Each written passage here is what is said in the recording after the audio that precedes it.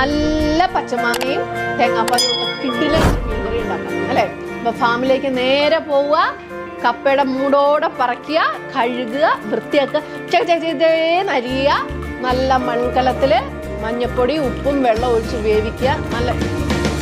നല്ല പാകമാകുമ്പോൾ എടുത്ത് ഊറ്റി വെക്കുക.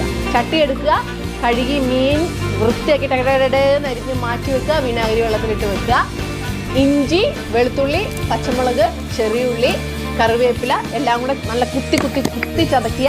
ചട്ടി ചൂടാക്കുക, വെളിച്ചെണ്ണ ഒഴിക്കുക, ചീന്നാക്കുക. പൊടികളെല്ലാം മുളകുപൊടി, മല്ലിപ്പൊടി, മഞ്ഞൾപ്പൊടി, ഉപ്പ് ഇട്ട് നന്നായിട്ട് വഴറ്റുക. രണ്ടാം പാൽ ഒഴിക്കുക. ഉള്ളിയുള്ള മാങ്ങ ഇട്ട് തിളപ്പിക്കുക. മീനെടുത്ത് ഇങ്ങനെ ഇടുക. അടച്ചു വെച്ച് വേവിക്കുക. വെന്ത് കുറുകുമ്പോൾ ഒന്നാം പാൽ ഒഴിക്കുക. നല്ല ഒന്നാന്തരം പച്ച വെളിച്ചെണ്ണ ഒഴിക്കുക, എടുക്കുക, കപ്പയുടെ മുകളിലേക്ക് ഒഴിക്കുക, കഴിക്കുക.